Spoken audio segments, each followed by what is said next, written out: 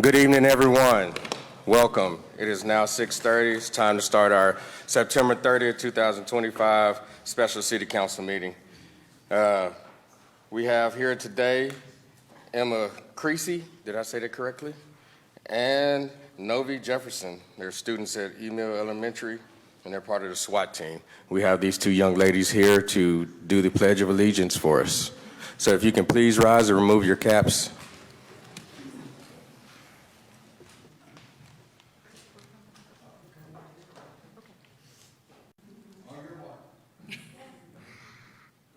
I pledge allegiance to the flag of the United States of America and to the republic for which it stands, one nation, under God, indivisible, with liberty and justice for all.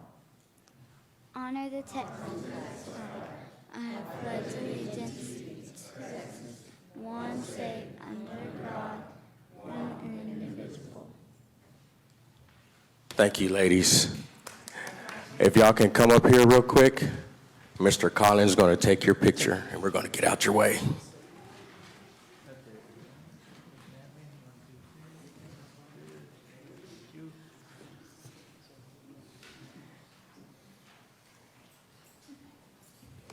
All right, thank you, young ladies.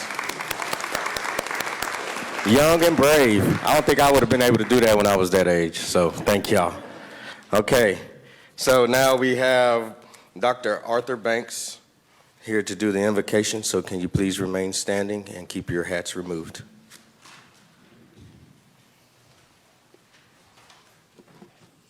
Let us pray. Heavenly Father, we come before you today with grateful hearts, acknowledging that all wisdom and authority comes from you. We ask for your presence in this and all meetings of the council. We ask for wisdom, patience for the mayor, council members, and staff.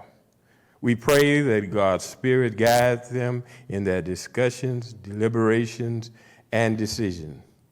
Grant the mayor and council wisdom to understand and have the discernment so that every choice made will reflect fairness and justice for all citizens of our city. Help them to set aside their own personal interests to seek common good, working together in unity and respect. Bless our leaders with clarity of thought, transparency of decision, and compassion for the people they serve. Give them the courage to do what's right, and make Bastrop grow stronger through choices they make that help to endure peace, fairness, and prosperity for all residents.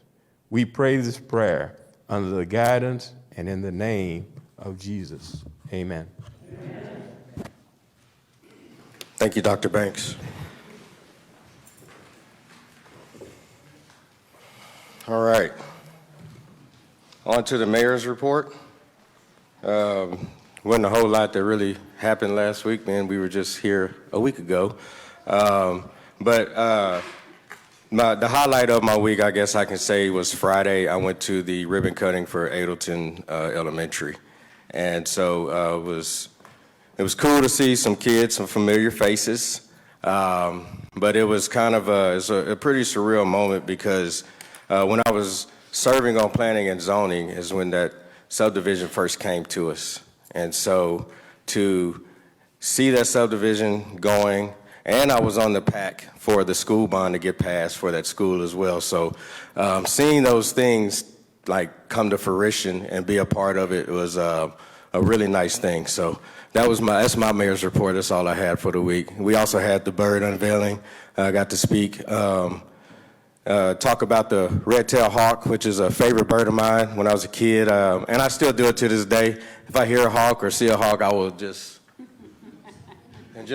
watch them soar. You know, it's so graceful and beautiful, and the amount of freedom that those birds have just to be over there up in the sky, just let go, and it's empowering.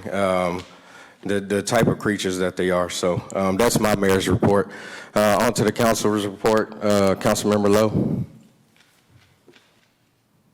Good evening, everyone. Hope everyone is having a great evening. I have a red-tailed tell a Hawk story too. I was at home one day. I think I was on Lover's Lane, and I was living there for a while, and a red-tailed hawk almost dropped a snake in my car, which was so I will always remember the red-tailed hawk. Believe that. Sunday evening, I had the honor of attending an intimate evening with Pamela Hart at the Kerr Center. It was a great time in the South End District. It was a truly inspiring performances, young artists. Kylie Phillips entertained us, and it's good to see young artists doing things. It gives me hope for the future. So it was a wonderful time. I got to... hey, it was...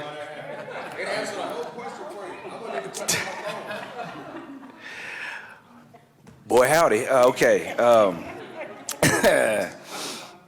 So yeah, it was a great time, and I got to see some old friends. Swift, the drummer, he performed with me, and I performed with him a couple of times. It was good to see him. So we had a great time in the South End. I want to encourage everyone to stay involved and stay informed. Pay attention to what's happening in Bastrop, all along with the city government. Call us if you have questions. We always want to hear from you because you are essentially our boss, and we want to make sure that everything is happening according to your wishes. And if it's not, then we'll give you the reason why, honestly. So definitely want you to get involved because your participation and your voice truly makes a difference in building the kind of community you want to live in. Thanks. Thank you, Councilmember Lowe. Councilmember Meyer.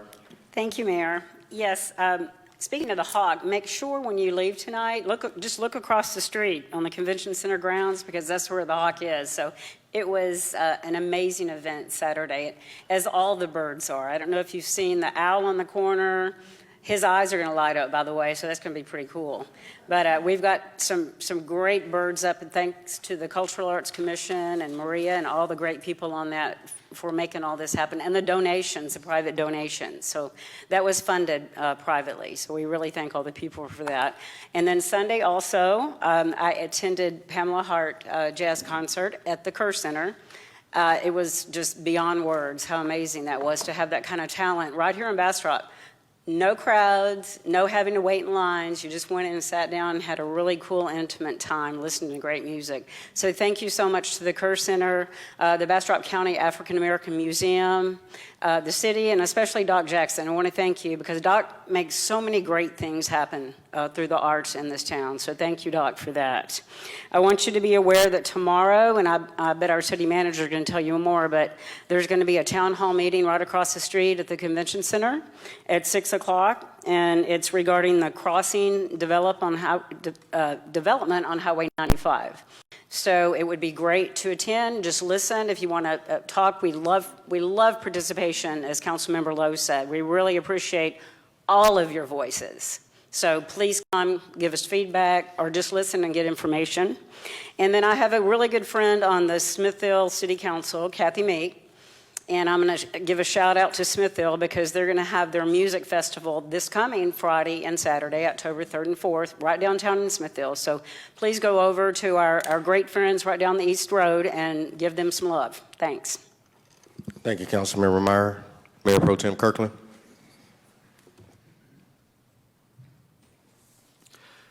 I don't have anything significant to report, but I will let you know that I'm having an issue with my right eye. I'm in a fair amount of discomfort, and if I'm sitting here with my eyes closed, I'm not asleep.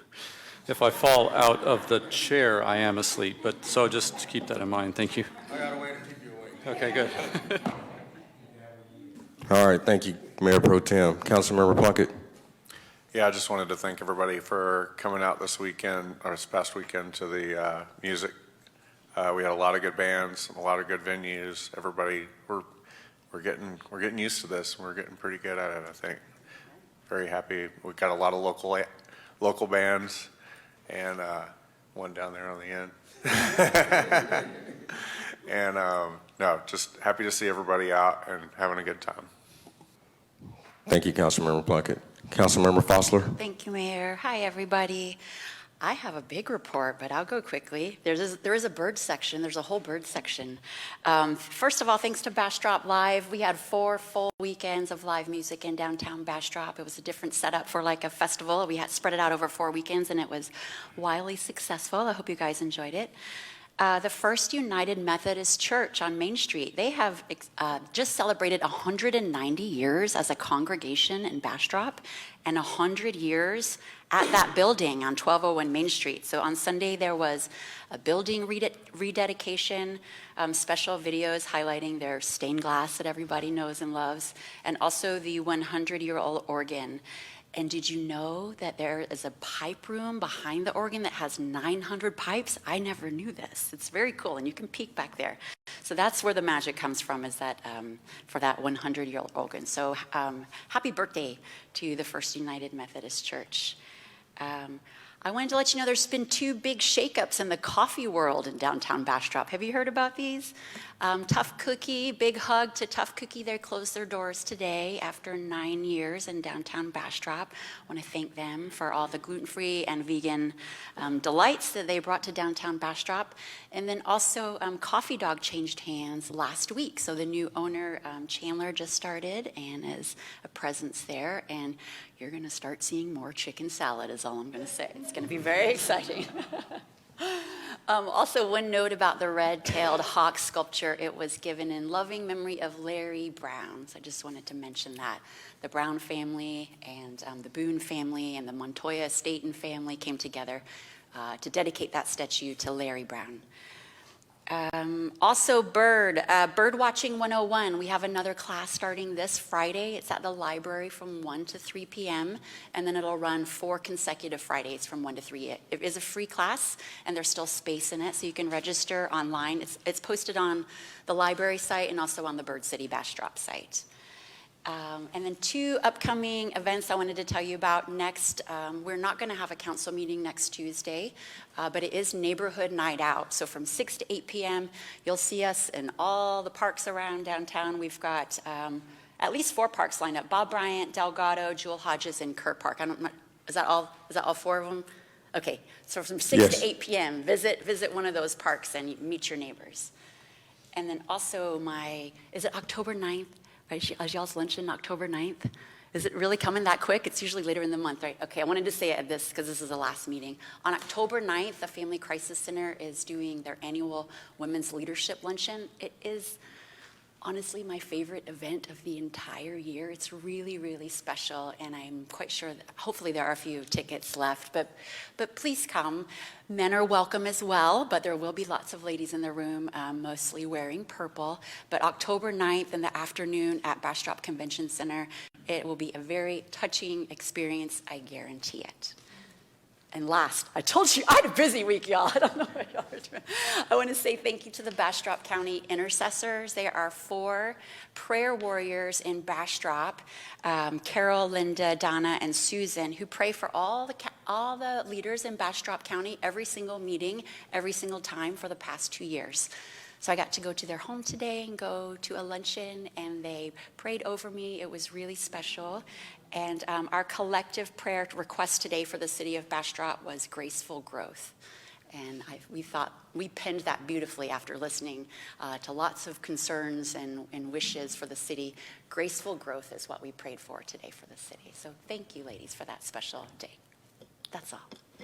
Thank you, Councilmember Fossler, and thank you, council members. All right, on to agenda item 4C. Have a proclamation for this month is Domestic Violence Awareness Month. And I believe we do have some ladies here representing for that. Would you like to come up, Mrs. Jackson? No, Miss Jackson, Miss Bernie Jackson. There we go. I'm sorry. Thank you, Mayor.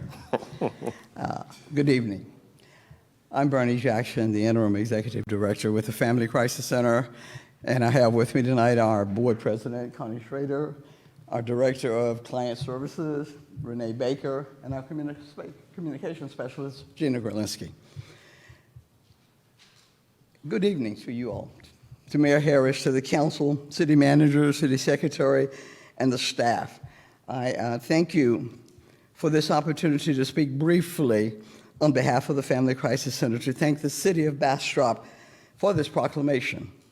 Sometimes people say, we get a lot of these proclamations, but when we receive these proclamations, the team is really encouraged to know that we have this partnership with the City of Bastrop. Our partnership with the city and the commitment that the city has made to our mission allows us to work closely with the Bastrop Police Department for safety and protection for our clients. The Parks and Recs Department allows our prevention education programs to provide community education for adults and for children. And we're always working so cooperatively with the Convention Center as we prepare for the events that we prepare during the year. So we have a very good partnership and working relationship. You can call down to City Hall and ask questions, you can get answers, and you can get assistance. And we thank you for that, City Manager and Secretary. We really thank you all for that. Tomorrow night, if you're riding around, you'll see the city's other commitment to us. 4 city buildings will be lighted tomorrow night in purple, and they've been doing that for 6 years on their own. We used to bring lights, and then I think somehow they got lights, and they put them up on the buildings. Throughout October, we received so many calls from people wanting to know, why is City Hall lit? Why is the Convention Center lit in purple? It gives us the opportunity to talk to them and educate them about the mission of the Family Crisis Center. So that partnership is working really well, and we thank the staff because they said today they're putting the lights up tomorrow, and they will be on tomorrow night. So check out City Hall, the library, the police department, and the Convention Center, and they will be lit during the month of October. Finally, we're asking you to please join us in our It Takes Everyone campaign and do a 60-second video, Mayor, and get it to us in support of the agency. And we're going to be posting those all month long for education and awareness purposes, so we need them to come from citizens, from you all, just to say them. We got some bullet points if you want to help us to educate the public about some of the statistics that go along with what we are doing. So we will be doing that all the month of October. So I want you to think about this, and then I'm going to take my seat. 1 in 3 women, 1 in 5 men will experience intimate partner violence during their lifetime. Remember, it takes every last one of us speaking up and speaking out and identifying violence in our families, in our homes, in our work, wherever that is. Encourage someone to call the Family Crisis Center. We have a 24/7 hotline number to seek help. We're there to help them, and there's no fee involved in that help. And as Councilmember Foxler said, please join us on October 9th for the Women's Leadership Luncheon. It's an empowering and inspiring time we come together. And if you saw the video last week, I'm almost finished, Mayor. If you saw the video last week from Josh Coy, he did a wonderful job making sure that men understand we partner with men. We can't do the work without that partnership of all of us working together to identify and to speak out. So that's October 9th. The doors open at 10:45. Our speaker is Deborah Rogers, and she has a message plan that is going to really and truly inspire and enlighten all of us. And I talked to the police chief before I came in to let her know what was in the bag. So if you guys want to share those with them, the council members, we want to give you a purple floodlight and ask that you would turn that thing on in your homes or in your offices sometime, all the time, during the month of October, so that people will know that we are in support of each other eliminating violence in our city of Bastrop. Thank you so much for this opportunity. Thank you, Ms. Jackson. That was a long 2 minutes. I timed it, Mayor. It was 2 minutes and 5 seconds. We should have put the timer on you. Okay, so thank you so much. Now, whereas, according to the 19th Annual Domestic Violence Count survey conducted by the National Network to End Domestic Violence on September 4, 2024, and more than 79,000 adults and children across the United States sought and received domestic violence services in a single 24-hour period, while over 14,000 additional requests, including for emergency shelter, housing, transportation, legal assistance, and child care, went unmet because programs lacked adequate resources. And whereas the impact of domestic violence is wide-ranging, directly affecting individuals, families, and communities here in Bastrop, throughout Texas, across the United States, and around the world. And whereas racism, homophobia, transphobia, ageism, and discrimination based on ability, nationality, or factors perpetuate domestic violence and create additional barriers for safety and healing for many survivors, whereas the need for safe housing continues to be the most urgent requirement expressed by survivors seeking to escape abuse and rebuild their lives. And whereas the City of Bastrop joins with partners across Texas and the nation in supporting victims and survivors of domestic violence, along with local programs, state coalitions, national organizations, and agencies dedicated to raising awareness, expanding services, and sending a clear message that domestic violence will not be tolerated in our community. Whereas domestic violence impacts millions of people each year, but it is preventable.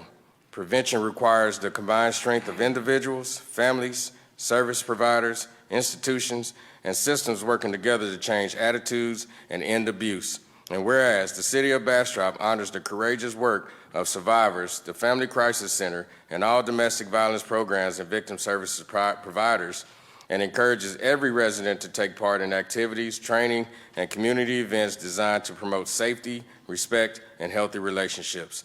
Now, therefore, I, Ishmael Harris, Mayor of the City of Bastrop, Texas, by the authority vested in me, on behalf of the City Council, do hereby proclaim October 2025 as Domestic Violence Awareness Month in the City of Bastrop, and call upon all residents to support survivors, honor advocates, and work collectively towards elimination of intimate partner violence. In witness whereof, I have hereunto set my hand and caused the seal of the City of Bastrop to be affixed on this 30th day of September 2025. Thank you. If y'all can all come up here. And yes, let's give them a hand, please. Thank you. And if y'all can come up here, we'll get a picture with y'all.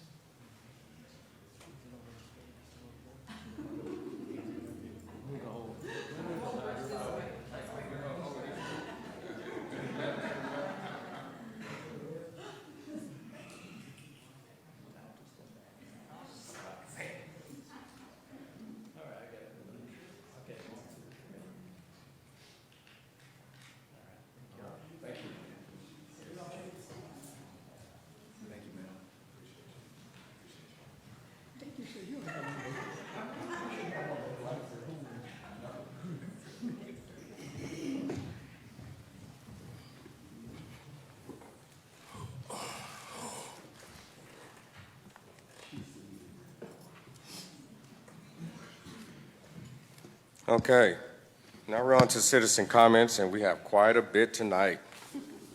So we shall begin.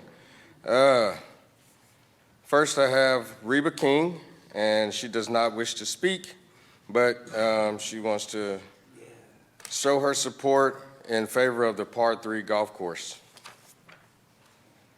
I have Sean Cana. He does not wish to speak, but he wants to record his support in favor of the golf course.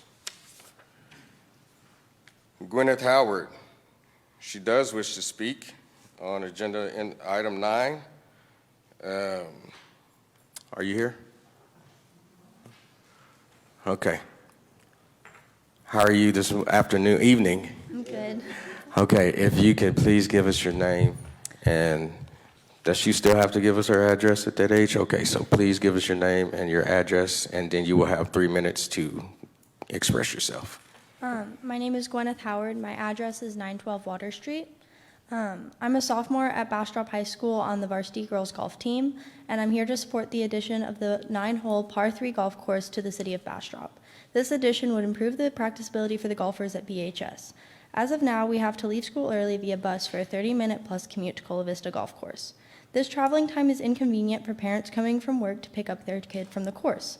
From my personal experience, I've seen kids sit at the course for practice for almost an hour waiting to be picked up due to Cola Vista's distance from town. With the addition of the smaller golf course that is in proximity of the high school and middle school, all grade levels will have better opportunity to grow in the sport and gain a chance for scholarships. Another reason that the secondary golf course should be added is that with the amount of people moving here, it will be very beneficial to the community. There is opportunity for city competitions and fundraisers, and the fact that this will be a smaller course is less daunting to people who may be new to golf or to this area. While some people might say that the closure of other golf courses in the area is an example of how the sport is not popular, you have to remember that Bastrop and Smithville have both been historically small towns. However, now with the growth and expansion of Bastrop, we are in need for more safe community centers that offer positive outdoor experiences. Golf specifically supports patience, good manners, and proper etiquette. And while Cola Vista is a popular course, it is also the only course available to the average person. And it can be daunting for someone new to try to navigate the new setting. With this smaller course, it is less scary to get out into the community and learn a sport that provides many benefits in the long term. Specifically for students, there are many golf scholarships available at multiple levels that can benefit their future college career. To summarize, the addition of the golf course proposed would be largely beneficial to Bastrop's growing population and existing one. It would provide great social and educational opportunities to the people of Bastrop during this time of growth and expansion. Thank you. Great job. Even at that age, I know I said it with the younger girls, but probably still at your age, I don't know if I'd have got up here in front of a council member. I struggled as an adult, so thank you. All right, we have Christy Revere, and she does not wish to speak, but she would like to show her support for the Par 3 golf course. Gilbert Cervantes, he does not wish to speak, but he would like to show his support for the Par 3 golf course. Roger Lightsey, Jr., he does not wish to speak, but he would like to record his support for the Par 3 golf course. Doug Karn, he does not wish to speak, but he would like to record his support for the Par 3 golf course. David Segura, he does not wish to speak, but he would like to show his support for the Par 3 golf course. John Postel does not wish to speak, but he would like to record his support for the Par 3 golf course. Robin King does not wish to speak, but she would like to show her support in favor of the Par 3 golf course. Hossein Soltani, I hope I said that correctly, he wishes to speak, so are you here? Well, if he's not here, he's showing support for the Par 3 golf course. Herb Goldsmith, he wishes to speak on appreciation of service.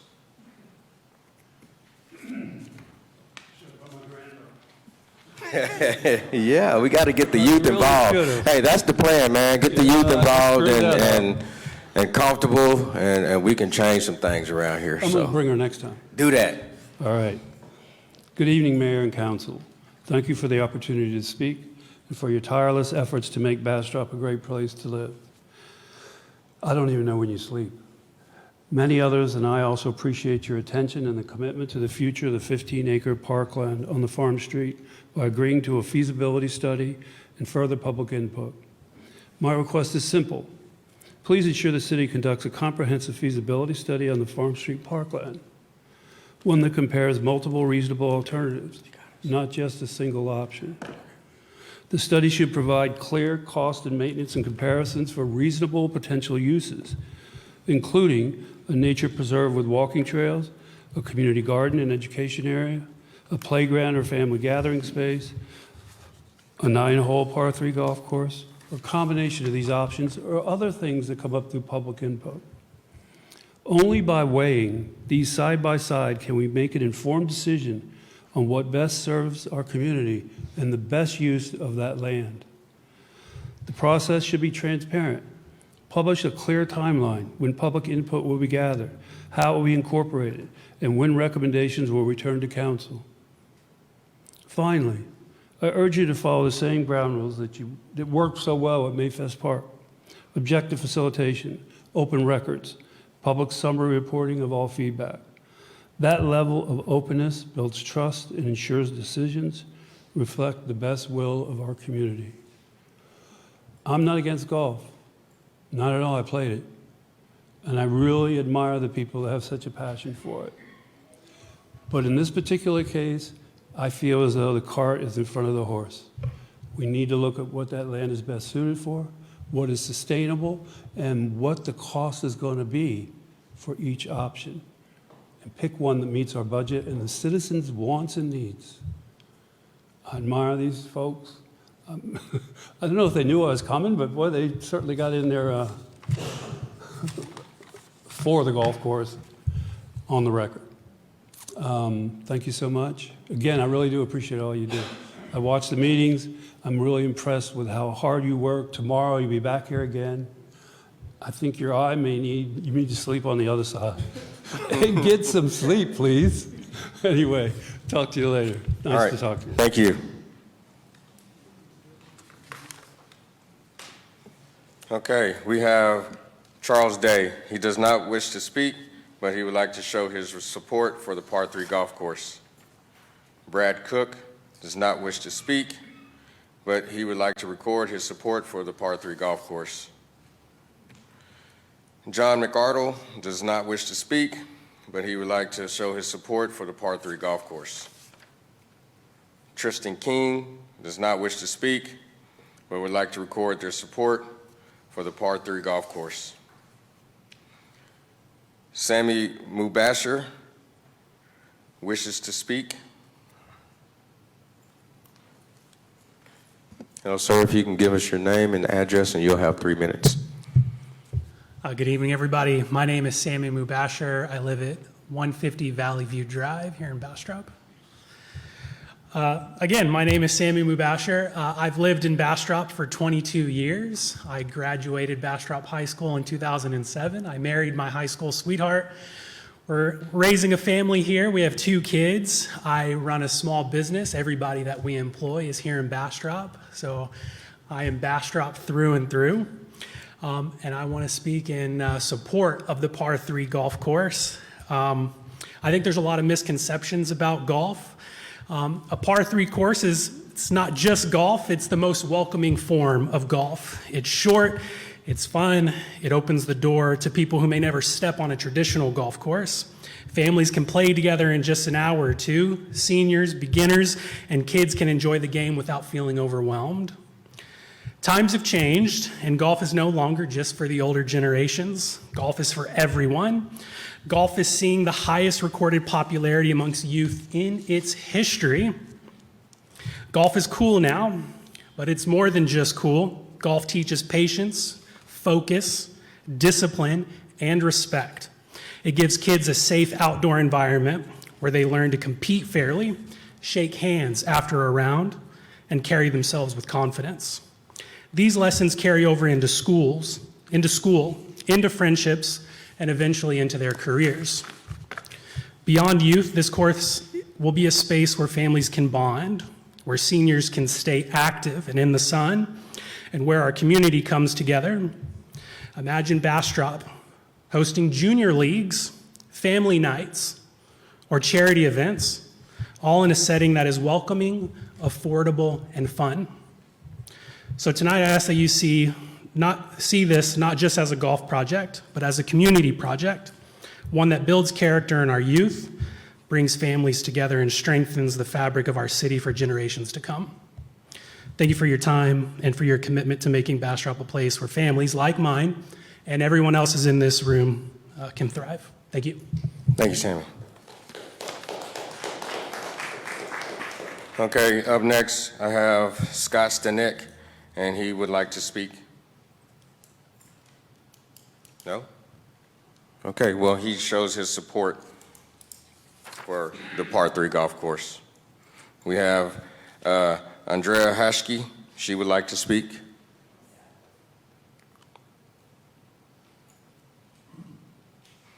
Good evening. Good If you evening, can please Mayor. give us your name, address, and you'll have 3 minutes. Yes, Andrea Hashke, 502 Buttonwood Street. I'm here. Thank you for having me. The reason for my speaking this evening is to address the Par 3 golf course.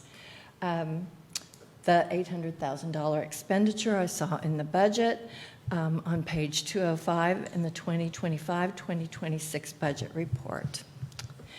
As a citizen of the City of Bastrop, I was happy to learn the city had acquired 14-plus acres of land off of Farm Street and designated it as Park and Recreation Green Space.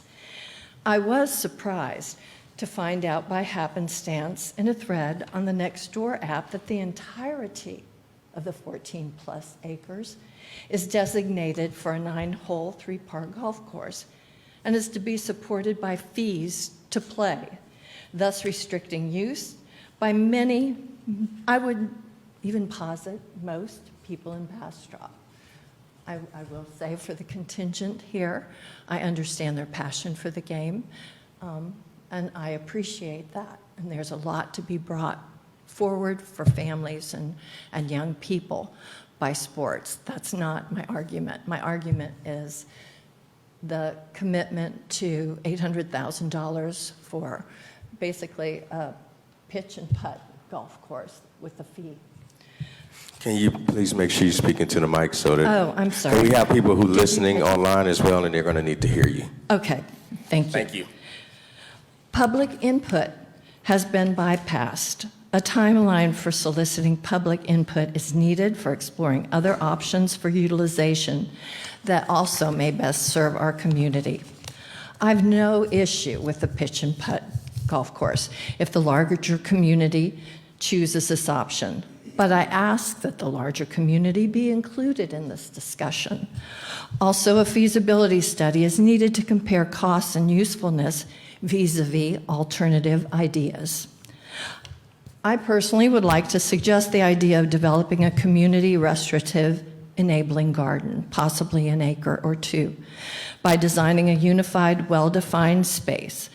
The garden would foster general wellness and community connection by providing zones of recreational activity, wide pathways, comfortable seating, raised beds, and sensory experiences. Such an accessible, calming garden would be inclusive of all, and this would leave available acreage, green space for other ideas the community chooses. I ask that the City Council and Mayor consider opening the 14-plus acre par 3 green space to community input, conduct a feasibility study on any project, and strike the project name from par 3 golf course to a more general name, such as Farm Street Park. I thank you for your time and attention to this matter. Thank you. Thank you.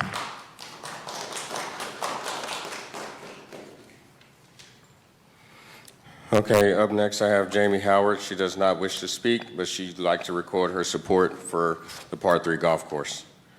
I have Barbara Rogers, who does not wish to speak, but she would like to record her support for the par 3 golf course.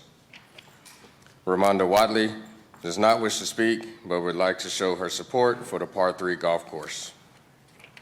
Mary Cervantes does not wish to speak, but she would like to record her support for the par 3 golf course. Ashley Coy does not wish to speak, but would like to record her support for the par 3 golf course. Andy Mercer does not wish to speak, but he would like to record his support for the par 3 golf course. William Harlan does not wish to speak, but he would like to record his support for the par 3 golf course. Jonathan Fleming does not wish to speak, but he would like to record his support for the par 3 golf course. Rick Rivera does not wish to speak, but he would like to show his support for the par 3 golf course. Okay, Rick, you got one, you signed up, you did one online, and then you came in, you changed your mind? I wasn't going to be able to make it, so I'm here now. So. Oh, okay, well, come on up. Okay. Please give your name, address, and you'll have 3 minutes. Thank you. Rick Rivera, 262 Trigg Road. First of all, I want to thank you, Council, for allowing me to be here, and thank you so much for being open-minded to to being willing and able to offer such an amazing opportunity for our community for recreation. I think we can all agree that there is a shortage of recreation and park space, and this par 3 golf course checks both of those boxes.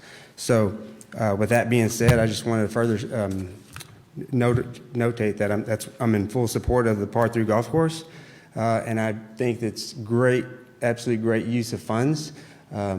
One of the main things is it adds value. It's a huge attraction for the community, for visitors. It's multi-generational. It attracts multiple generations, youth, seniors, ladies, business professionals, and as well as a tourist attraction. I think I mentioned that already.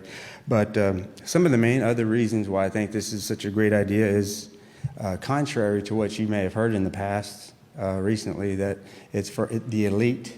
On the contrary, it's extremely affordable compared to a regular 18-hole golf course. For those that don't know, it's 9 holes, so it's half the space, half the time, which is equally or more than half the price. So it's very affordable. It's a convenient location, accessible to Elgin, Smithfield, Bastrop, and other surrounding communities.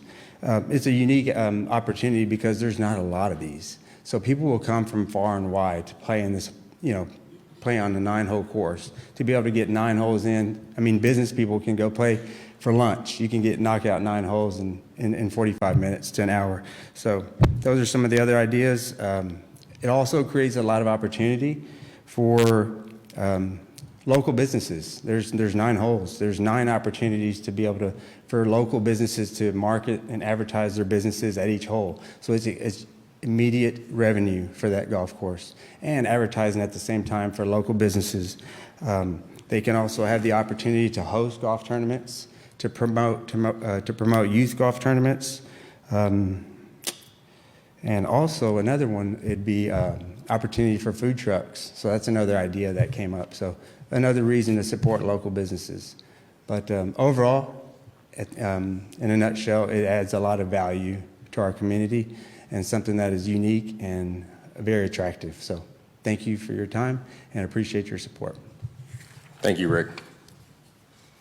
All right, that is it for citizen comments. Before I do move to the agenda items, I need to get some clarification. Reverend Johnson, are you want to speak on the agenda item itself, or you want to speak during citizen comments? You did not specify on your paper. On the agenda. Okay, all right, thank you. So we are done with citizen, oh, no, we're not. Psych.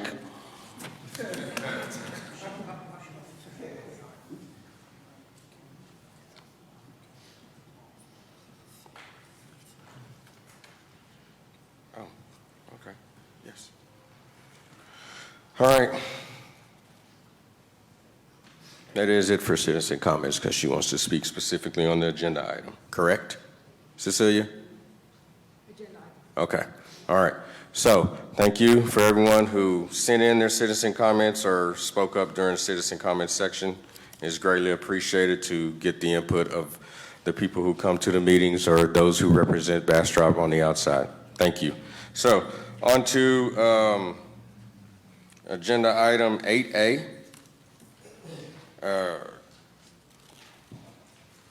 Sorry, I'm going too fast. We have work sessions. We don't have any work sessions or briefings, and we don't have any staff or board reports. Now into our consent agenda items. All matters listed on the consent agenda can be considered to be routine by the City Council and will be enacted in one motion. There will not be a separate discussion of these items. If discussion is desired, that item will be removed for consent agenda and will be considered separately. Council members, does anyone want to have anything removed? No. So we do need to pull agenda item 8C. So we'll remove that from the agenda, and that'll be the only one. We do have a citizen here that would like to speak on agenda item 8A. Jake Webb. He does not wish to speak, but he wants to show his support, excuse me. So, all right. All right. So. Motion to approve items 8A and 8B. Second. We have a motion and a second. All in favor? Aye. All opposed? All right, thank you, council. Let the record show it passes unanimous. All right. Items up for individual consideration. Agenda item 9A, consider an act on the second reading of ordinance number 2025-71, adopting the budget for fiscal year 2025 through 2026, October 1st, 2025 through September 30th, 2006, attached as Exhibit A, making certain appropriations and providing that expenditures for said fiscal year be made in accordance with said budget. Do you have anything? Yes. I just pulled it. Oh, so I need to table it as well. Okay, I'm sorry. So we're going to table agenda item 8C. Motion to table. Second. We have a motion and a second. All in favor? Aye. All opposed? Okay, that agenda item has been tabled. Now onto agenda. That consent agenda has been tabled. Now to items for agenda individual consideration, and I'll go over 9A again. Consider an act on the second reading of ordinance number 2025-71, adopting the budget for fiscal year 2025 through 2026, October 1st, 2025 through September 30th, 2026, attached as Exhibit A, making certain appropriations and providing that expenditures for said fiscal year be made in accordance with said budget. Madam City Manager. Great. Colin, can you bring that PowerPoint up?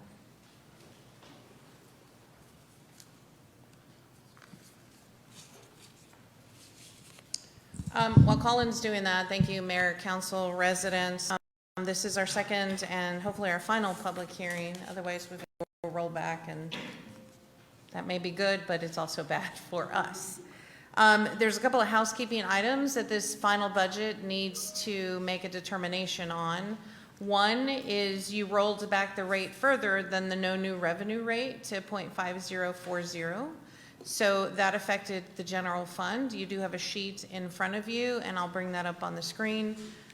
It would help if I advance the slide.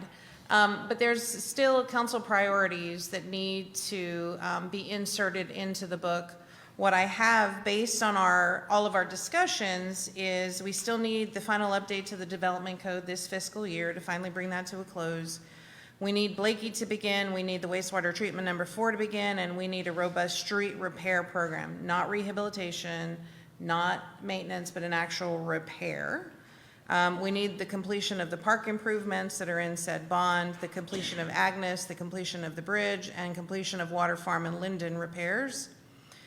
We still need BEDC direction. That is in my city manager's report. It was a discussion at retreat. We still need to have that discussion.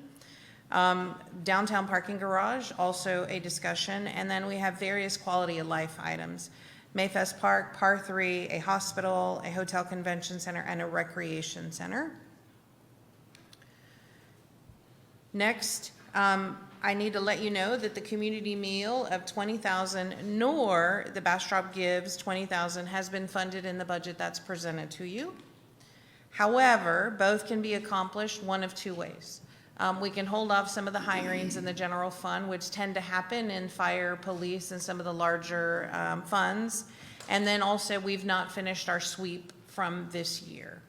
And so what I would tell you is if you're going to make those decisions, I would rather you not make those decisions tonight. I'd rather you let me bring it in a budget amendment at a future meeting when I know for sure how much we're going to sweep. And that could be at the October 14th meeting, because in case you didn't notice, there's one on your calendar now. And then we also have an October 21 meeting. So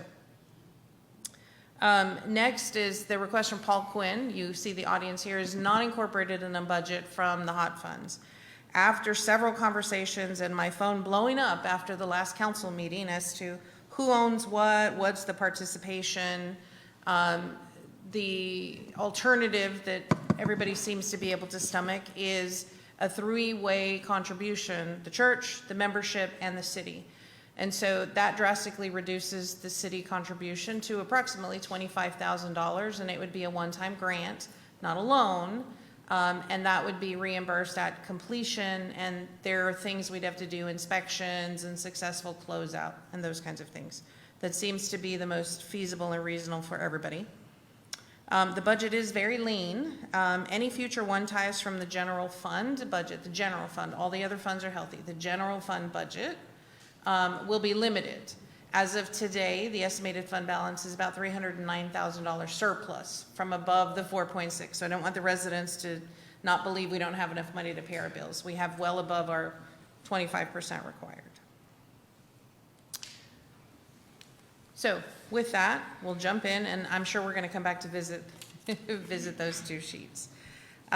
With the projections at 5040, we have a drop in revenue to 71 million, a little over 71 million.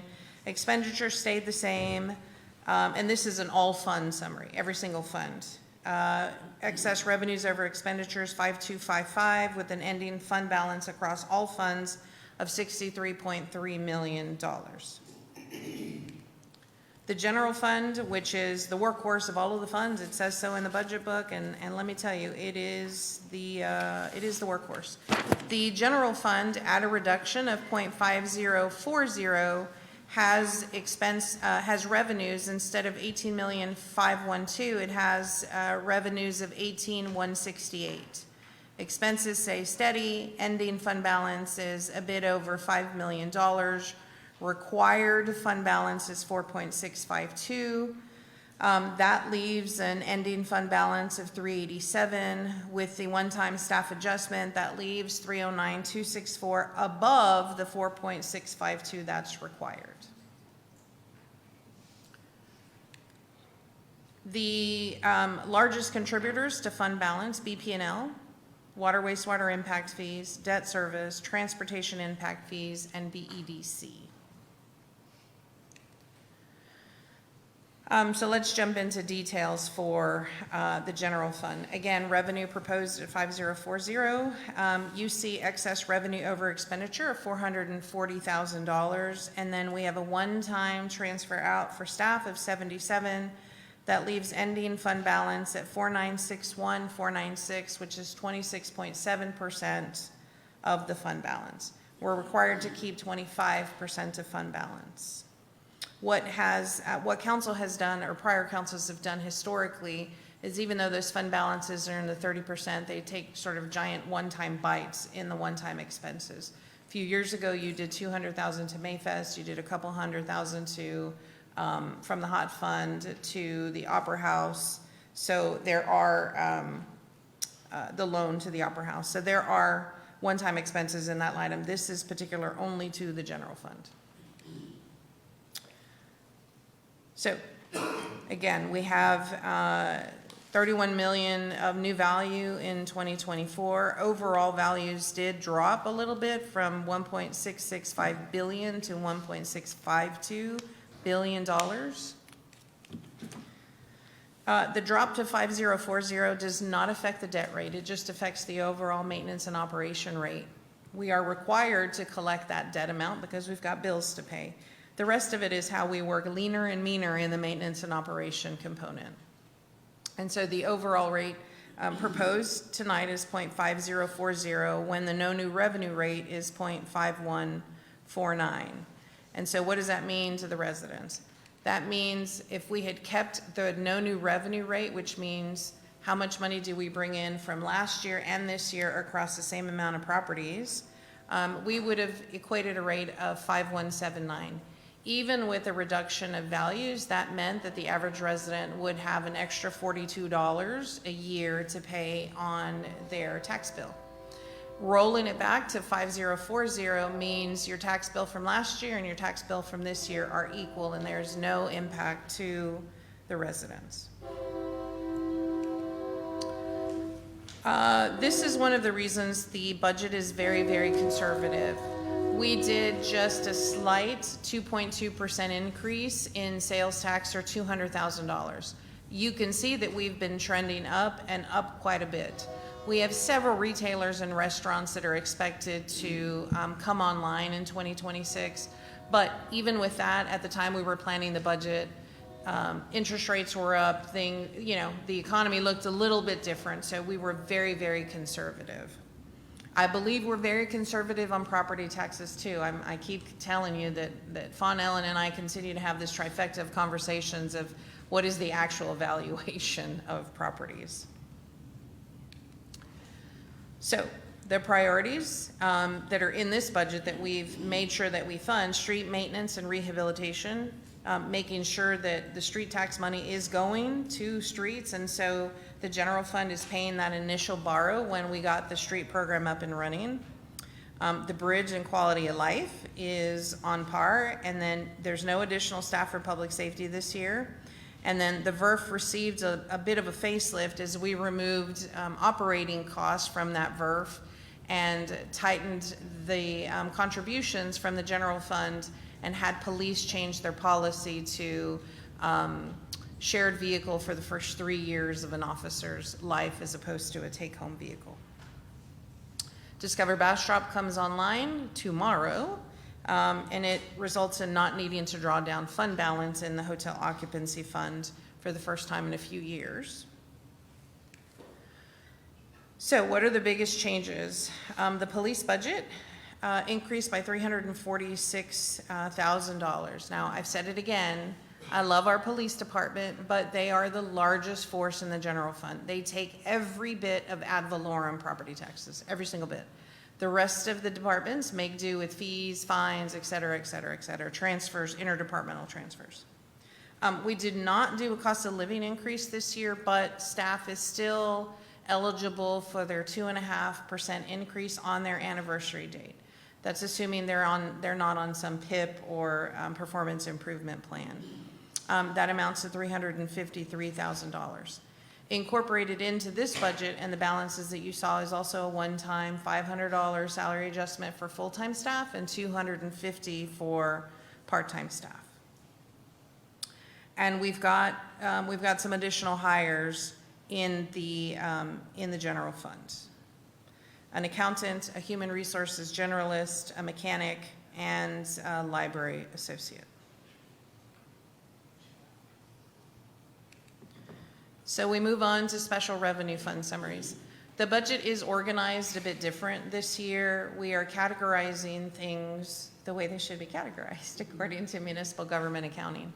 A special revenue fund is those funds that are are completely independent, meaning they earn their own way, like development services, and or are restricted in some way, shape, or form. I can't use impact fees, for example, to balance the general fund budget, and I can't use debt receipts to balance the general fund budget. So these are special funds, if you will.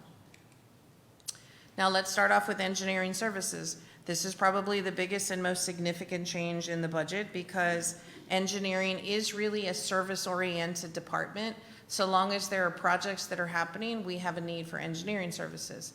When we have a significant economic downturn and there are no more projects, then this fund goes away and the staff that are in it hopefully finds homes in additional departments such as development services, or we transition some other way.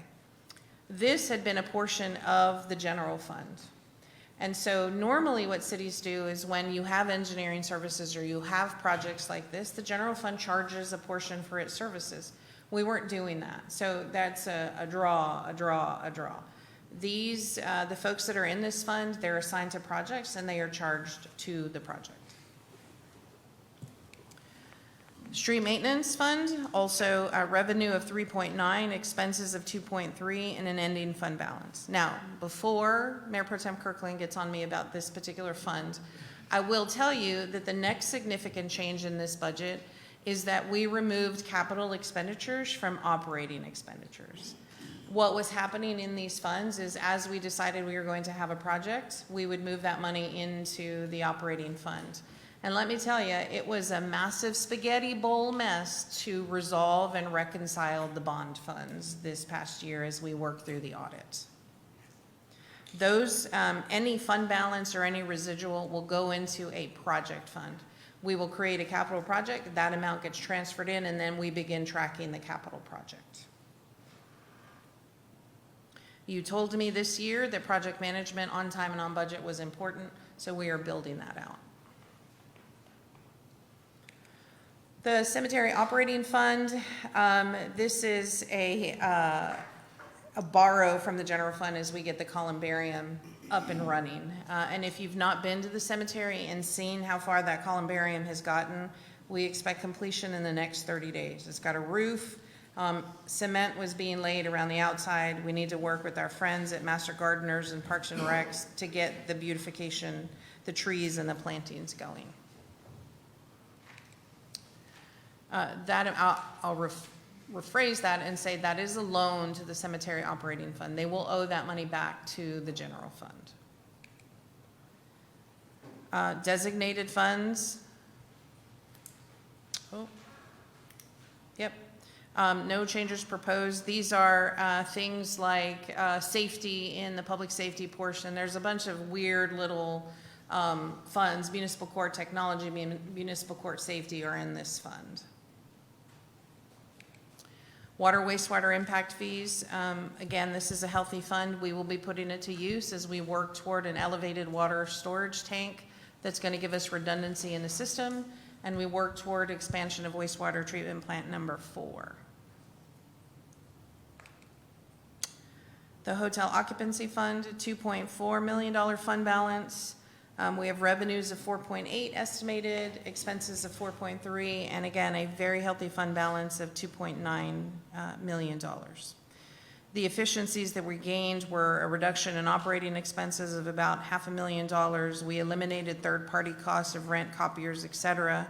If you've not been by the building over near the convention center, it has been rehabbed, and the staff for Discover Bastrop will house out of that building. They've already begun to move in. And I will give a shout out to Michelle Limas, whose last day as my administrative assistant was today. She moves on to Discover Bastrop, and Taylor Andre starts as my administrative assistant, started today, so. The VERF, we made this fund solvent. There's a couple of contributions into the fund, and that is the police lease payments. That's the required payments that we're required to make. There is a contribution from the street maintenance fund for equipment. That amount may be transferred back out as we're doing a complete reassessment of that fund. And then development services has a $50,000 contribution.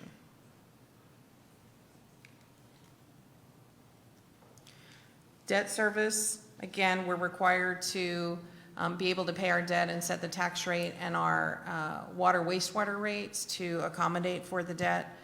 We are working with our financial advisor on which funds would avail us the ability to have a stable debt rate next year. So I'm hopeful it's the 2006, 2007 that we'll be paying off early, or some mixture in between. In January, we'll begin with another review of the water impact fees. Enterprise funds, these are the funds that act as business units, and they contribute to the overall organization vis-a-vis a transfer into the general fund.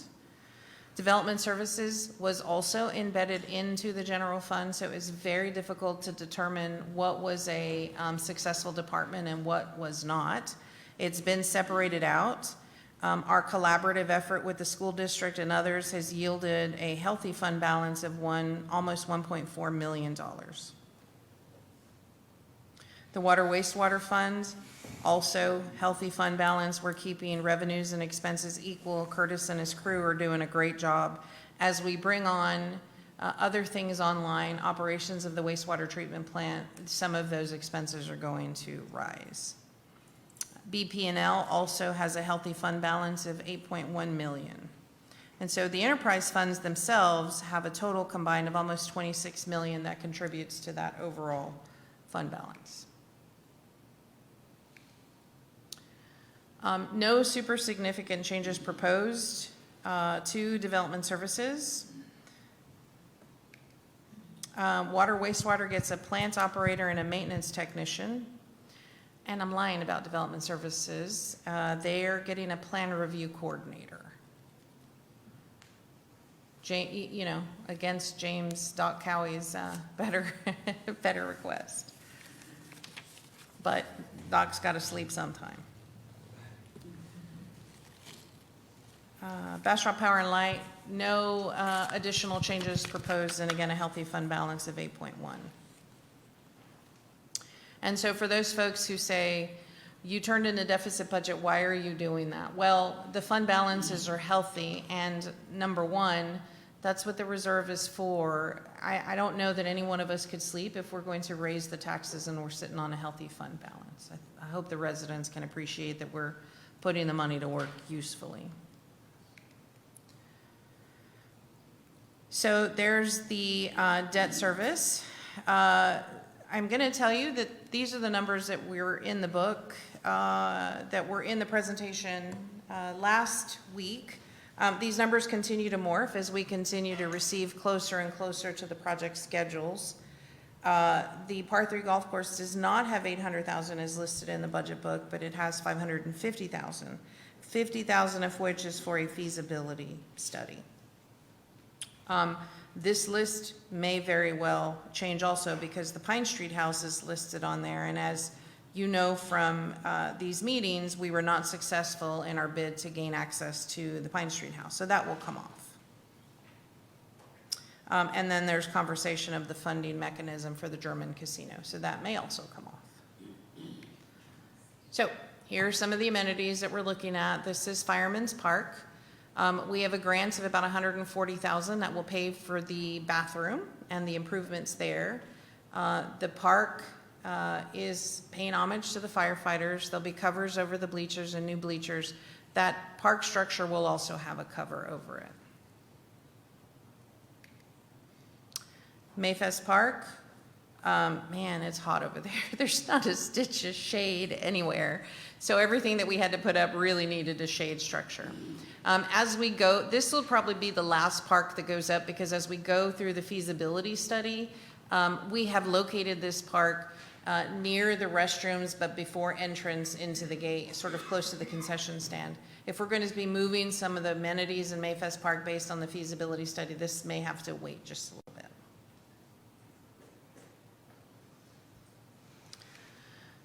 Then we have Minerva Delgado Park, our All Abilities Park. Super excited about this one. Also has a restroom addition to it. Also has a very large pavilion that seats, that has an additional 16 tables to it. And the tables are movable, meaning if we want to remove the tables because we want to have a big pachanga at Minerva Delgado Park, then we can do that.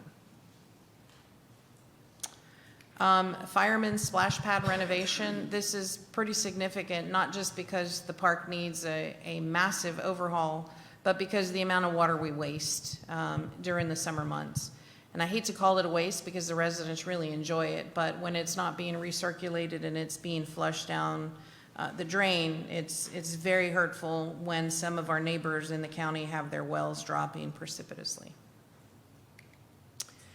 These are the shade structures we're proposing for LCRA shade.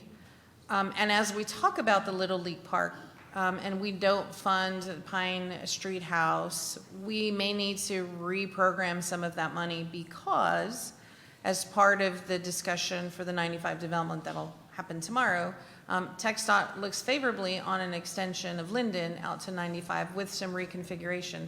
And that includes some reconfiguration of the driveways at the ball field.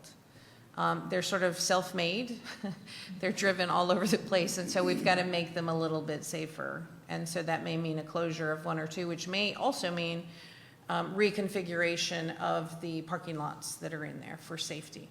We did have a child fatality before Sylvia, and so we want to make sure that what we do at the LCRA to improve its appeal doesn't lead us to additional issues down the road. So certificates of obligation overview, these are future, and that should say wastewater treatment plant number 4, 60 to 72 million. We do have a meeting next week for a few hours to begin whittling down on that cost. And then the water, I talked about the elevated storage tank, 50 to 20 million. So the proposed rate whether 5179, 5040, or anything in between before you get to the voter-approved rate is what you're going to be voting on tonight. And so I wanted to address Councilmember Foster because there was some confusion as to what was posted and what was in the paper. 5179 was the official posting because that's what we advertised. And so we had to post that. 5.179. 5.179. I'm sorry? 0.5179. 0.5179. 179, yes. Yes. And so that's what was advertised. That's what's in the newspaper, and that's what we'll continue to do until you make the final changes tonight. There are no fee changes proposed, and then the fund balance over was $731,024. And that's a little misleading because there's an extra $96,000 in there at over $800 because the initial 5179 drew down the fund balance about $92,000 if you go back and look at the tables. So, questions? I see the lights lit up. Councilmember Meyer. Thank you. I believe, Sylvia, when at the beginning of the report we've talked about the retreat and priorities, and you brought up the BEDC. So I would like to bring up two priorities that I would like to explore, that we could explore through the BEDC, and that would be a downtown parking garage and a cover on the rodeo arena.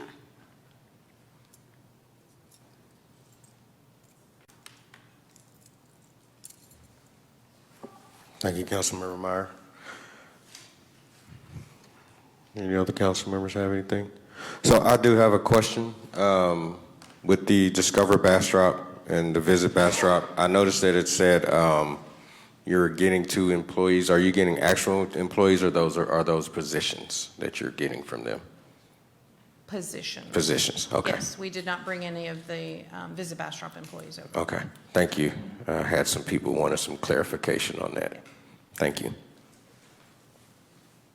So if council would kindly take a look at the screen on and let me know if I hit the nail on the head or if there's anything else you need to add to that list.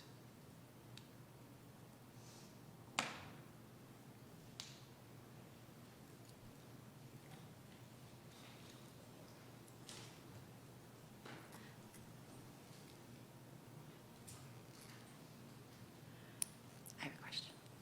Okay. Councilmember Foster, I just didn't see your light. So. It's okay. Oh, I didn't do it yet. Yeah, you didn't hit your switch. I didn't hit it. I was reading the screen. For the hospital, we've been getting some citizen comments and letters like that's a regional hospital. Correct. Okay. Correct. I just, not an emergency, not a limited services situation. Yeah.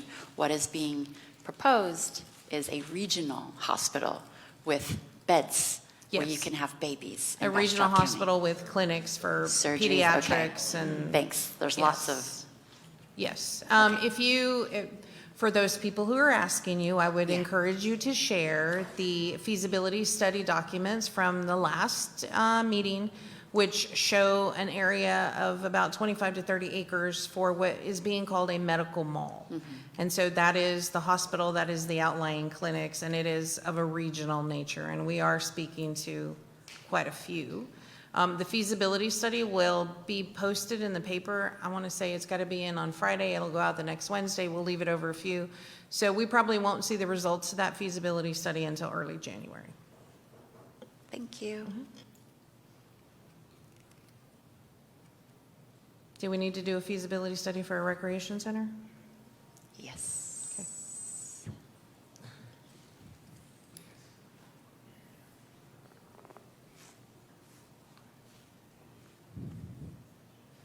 Okay, council, do we have anything else you want to discuss about that? No? All right. I'm sorry, one more. The other item, BDC, did you want some direction specifically around BDC tonight? I do, but I think I'm going to take that up at your boards and commissions appointments. My recommendation from the BEDC portion is we've got some work to do apparently at the council level. And so I would humbly request that you hold off on your appointments other than the council Are we going to wait till we get to that agenda item before we continue that discussion on that? Sure, well, and it's part and parcel to this, because I've got, when I take a poll, I've got public safety, I've got Mayfest, I got a parking garage, I got, an Olympic-sized pool that way can qualify as a recreation center. I mean, I just listed 5. And so it would be really helpful for me that we, number one, get our act together and figure out what we want that to be, and then your board appointments should march toward same said goal. So, Thank you. All right. Okay, so we have a few citizens that have signed up to speak. Patrick, did you want to still speak on the agenda item? You didn't say whether or not, you said if it comes up, so. Yes, but some other folks probably first. I come at the end. Okay. All right, Reverend Johnson.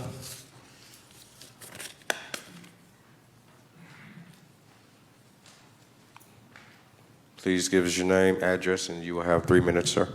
Thank you. Ooh, okay, 3 minutes.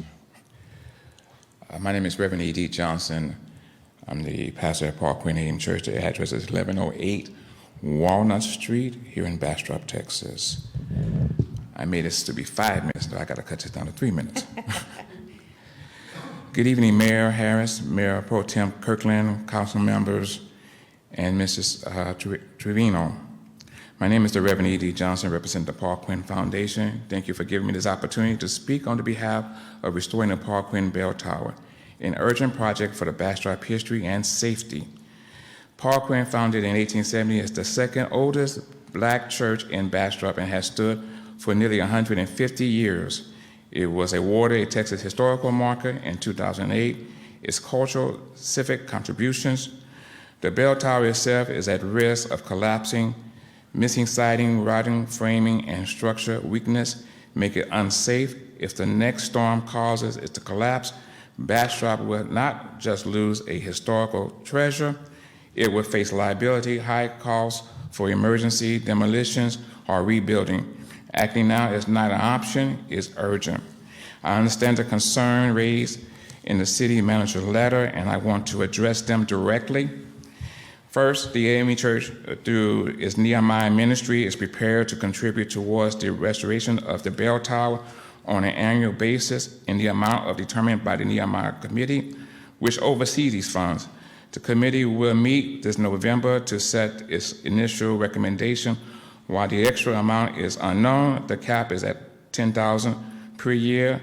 The contribution may be made annually based upon the committee's recommendation. The Park Quinn Church is securing a $25,000 loan from First National Bank of Bastrop to show our financial commitment. This is not easy for a small congregation, but we are willing to carry that burden because we believe in preserving this historical landmark. I recognize that the other applicants came early, but this project is not simply about an event, it's about the structure, emergency. In the past, Bastrop has demonstrated flexibility when public safety and historical preservation were at risk. We ask for the same fairness now. To ensure transparency, we agree that the city contribute can be structured as a reimbursement upon completion, which with receipts, submitted documents by ordinance. That way the city would know every dollar is spent exactly as is intended. I am grateful for the city consideration for the $25,000, but respectfully, that will not complete the restoration. In earlier discussion, the city indicated a willingness to commit $100,000 over a $20,000 annual over 5 years. That figure reflects the scale of the project and the importance of the bell tower to Bastrop identity. What has changed? The tower has not grown stronger. The urgency has not diminished. If anything, the risk has increased. Bastrop already invested in the past $169,000 to the Opera House, $289,000 for the Historical Society, over $149,000 for the Lost Pine Art Center.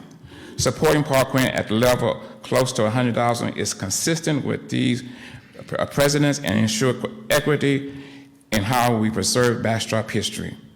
This is not the city funding a church. This is the city investing in a historical landmark, safety, tourism, and equity. The parent church is contributing annually up to $10,000. The Paul Quinn is securing a $25,000 loan. Private grants and funding will be pursued aggressively. The city role is to stand as a partner showing leadership and fairness. Council Pastor Member Johnson, if you can wrap it up, your 3 minutes up. I'm not Okay. trying to be rude. Okay, so let me just get to the heart. I respectfully request that you honor the original consideration of $100,000 of a figure close to its rather than the reduced $25,000 now proposed. Now, if I have just a quick second, couldn't we not do the $25,000 over first year $25,000, and then on the second year the additional $25,000? That way, we can go to the bank with the guarantee that, hey, we are invested in this. We'll have to discuss that. Okay. We can't go back and forth with you on that. Right here. We can discuss it amongst the group. All right. Thank you. Thank you. All right. Patrick, did you still want to speak? Yeah. Okay. All right. Please give your name, address, and you will have 3 minutes, sir. So I am here at the request of Reverend Johnson. We evaluate, so my name is Patrick Connell. I'm the president of Moab Construction. I'll use the church's address, I guess, for this. It's 1108 Water Street. So he asked me to come just to provide some context on what it is we're looking over there at the building. I know in last week's meeting or whenever it came up before, there were some questions about the status. So we evaluated about a month ago. What I think we have as far as there's some questions about why it took so long or why we waited so long. What I see is a problem that if you didn't know what you were looking for, you wouldn't realize it. The structural members of the south side of that tower have collapsed right where the windows are, right there. That tower is leaning approximately 1 to 1.5 feet from the bottom to the top. It's about 35 feet tall. The concern that I have for them, and we kind of discussed this, Doc and I had discussed this, is that we only need one really good storm or wood rot to continue, and that tower is at what I would say is a fairly imminent risk of coming down.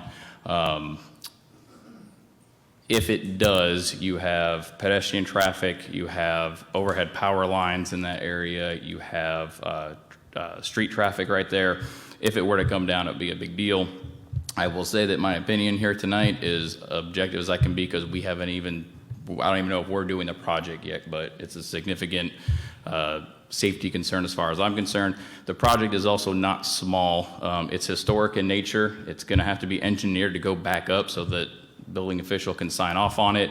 BP&L is going to have to come out there and reroute the main lines to that so that the church can remain in use, because the service is right there on the side of that building. So gates are going to have to be put up, or not gates, but fences to block off pedestrian traffic and whatnot in that area.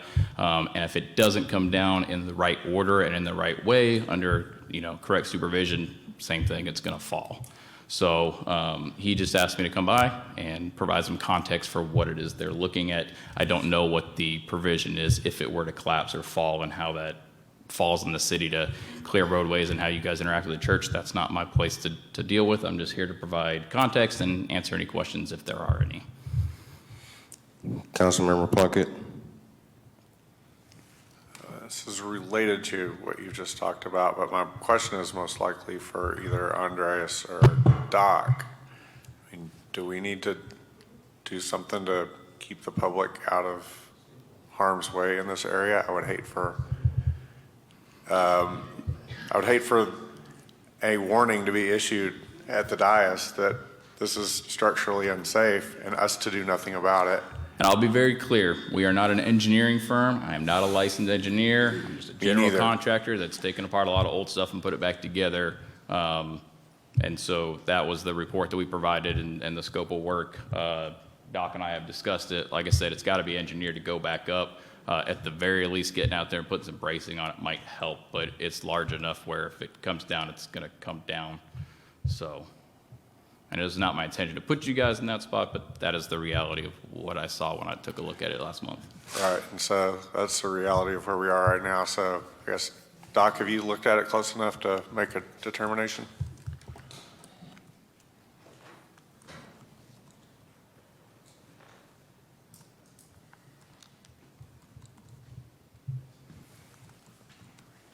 Again, I physically have not been to the site to look at it. Patrick brought to me.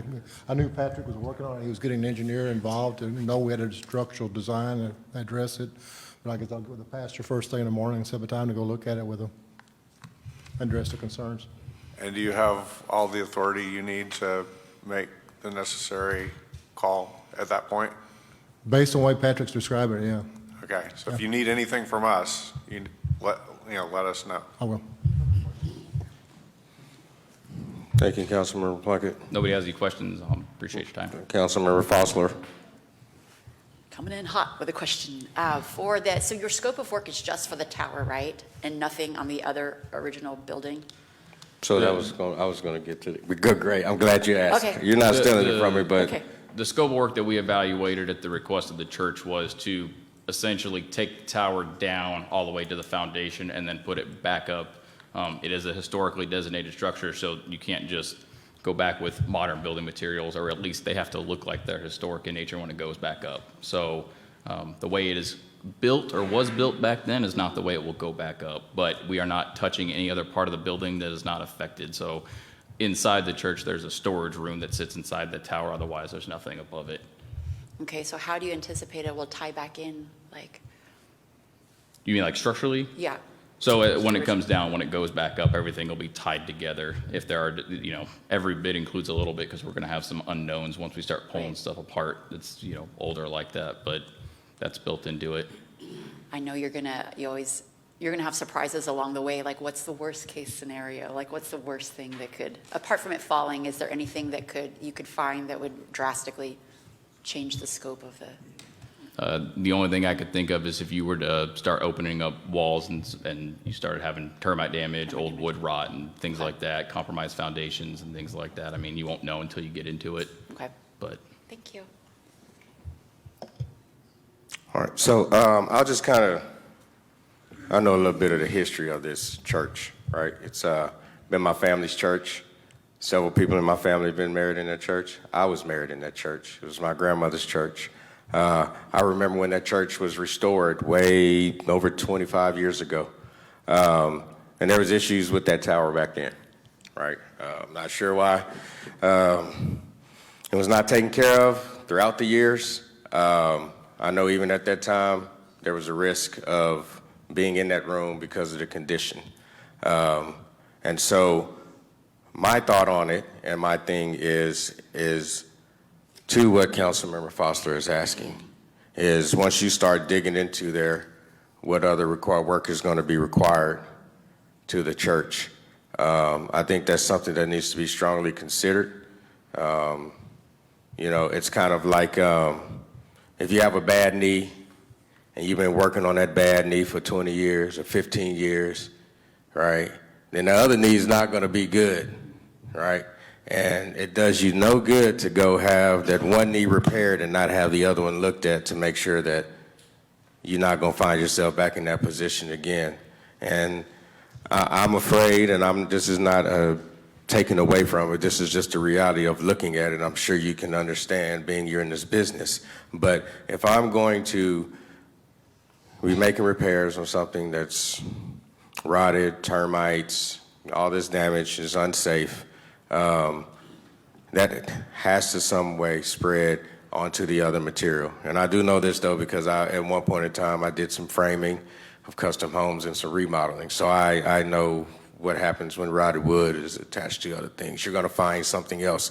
So my concern or my thoughts are, is this going to be just a temporary patch to add to the beautification of the church, or is it going to be a project that allows the church to continue like it needs to and serve the community for decades to come?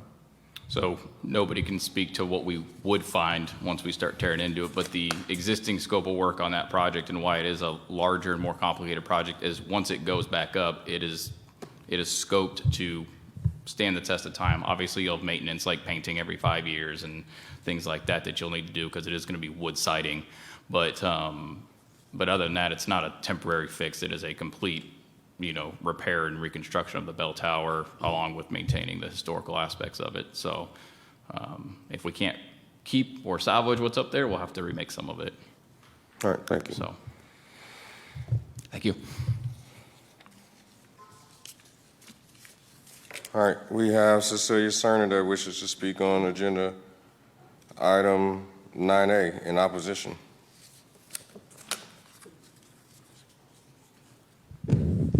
Cecilia Cerna, 1104 Hill Street. The only reason I am listed as in opposition is because I have some questions about their certificate of obligation. I feel we should exhaust all effort in seeking funds via the 35 different programs and grants in the Parks Master Plan. The certificate is on the table, and this is taxpayer funded, and citizens have no say in how that money is spent. Please do what the community has asked and prioritize the rec center. Yes, a golf course was mentioned in the Parks Plan, but at the city's request. Even then, it was determined that baseball, softball, and soccer were the most sought after. Now, I'm not against a golf course, but rather how it's going to be funded. In 2015, the golf course was closed because the nonprofit struggled to fund its operations. And then Texas Parks put out a request twice, trying to find a new operator. One of those times, the request went for 8 months without a response. I want to reiterate that using the certificate of obligation is not how park improvements or a Par 3 golf course should be funded. The golf course was never a major consideration in the Parks Master Plan. It should be removed from the budget and put to the voters. That money could then go towards the much-desired recreation center or the indoor pool, as requested by the Bastrop community during the 2023 Parks and Rec community surveys and citizen engagement gatherings. Now, once again, I'm not against a golf course. I'm just looking for citizen input on how that money is going to be spent and not be on the hook as a taxpayer for that certificate of obligation. Thank you. Thank you.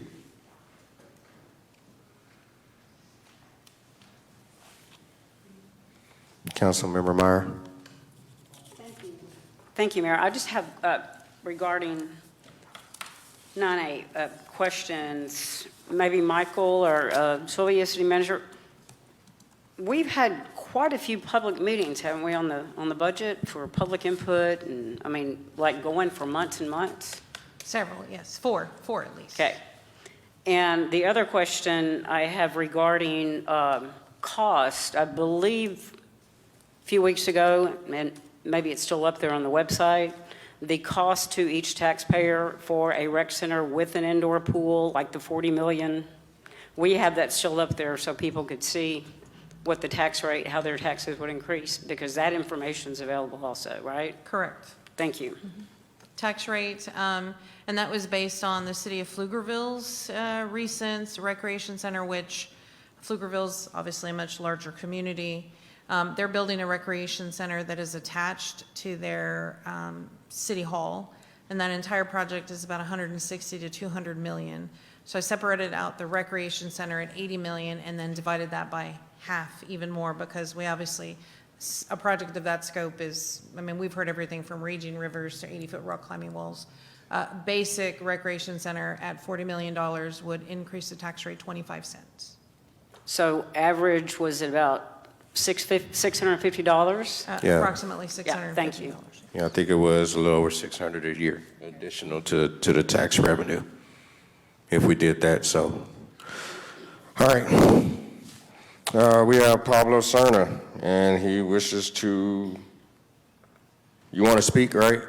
Okay. Can I check it off? So he wishes to speak on the bell tower. Yes, so I just heard the report on the bell tower. I actually, 1104 Hill Street, I didn't say that, but I've done a lot of work. Oh, yeah, can you introduce yourself for us, Yes. please, and location? Pablo You Cerna, have 3 1104 Hill Street. And I just want to give my background. I actually have done historic preservation for the Texas Historical Commission. And when we have a situation, and we had several, where we had collapsing structures, bell towers, chimneys, many chimneys, it was usually because of subsidence happening at the foundation level, so it was leaning and pulling away. What we would do immediately would be to stabilize that with some shoring. And we did that with it was just wood, some plywood.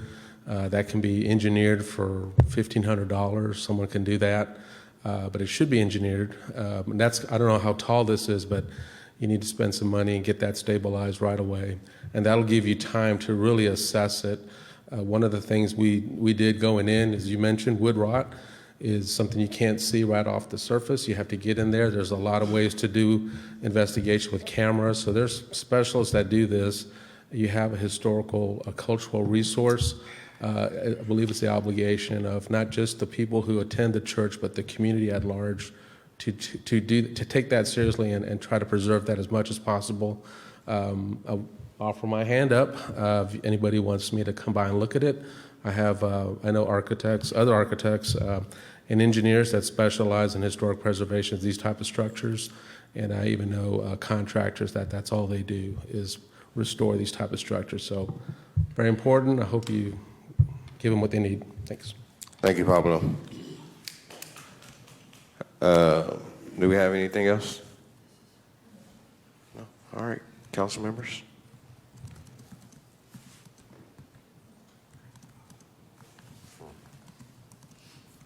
Anyone want to speak on it?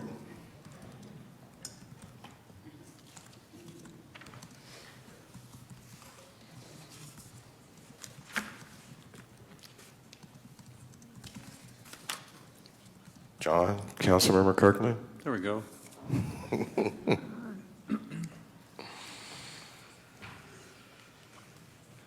Well, I guess it's time to make a motion.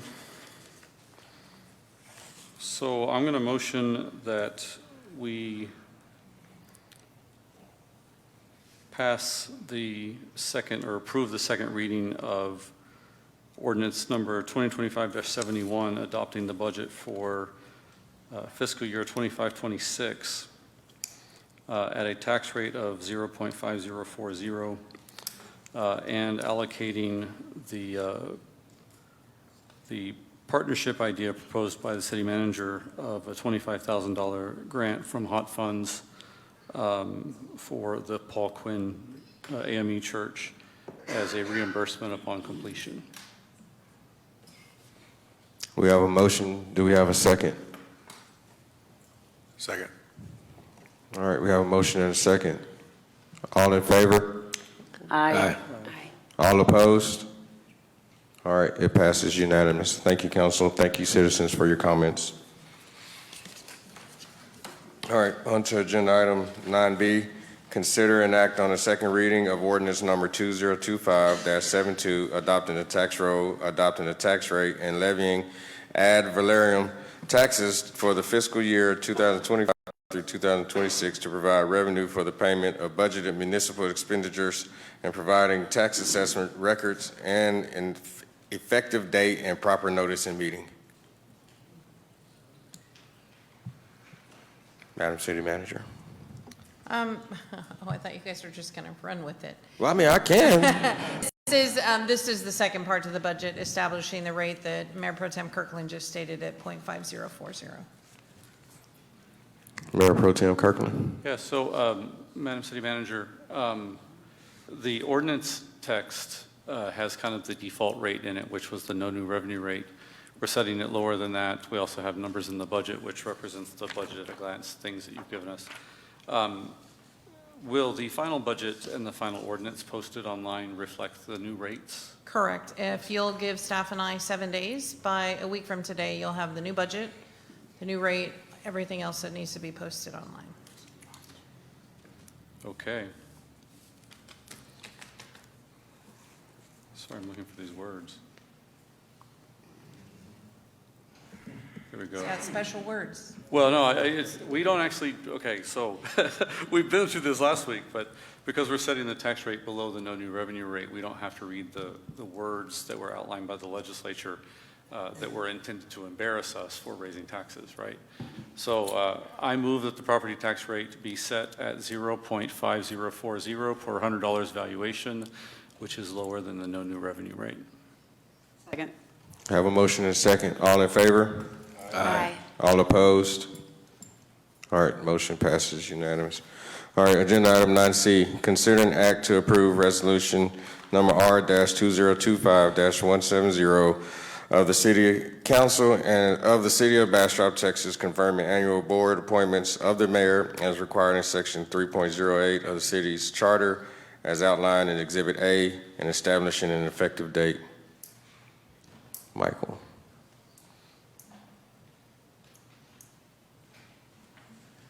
Good evening, Mayor and Council. As has been stated, every year we do our appointments and reappointments for our boards and commissions. We have held interviews with appointments and reappointments, and those appointments and reappointments will be put on today. So it's up to you guys. Thank you. All right, Madam City Manager, you have something? Yes, sir. You heard my plea about BEDC, and the council is free to do as it wishes. My second plea relates to the Parks and Recreation Board. We've done yeoman's work over the last 3 years in collaborative effort with our county partners, our school partners, our state partners, even TxDOT. We had a very friendly meeting with TxDOT today.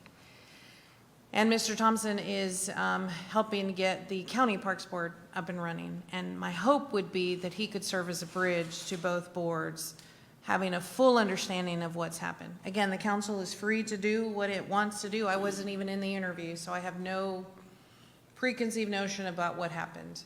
I just want to continue to build what we're building in the spirit of collaboration, and that's my piece tonight.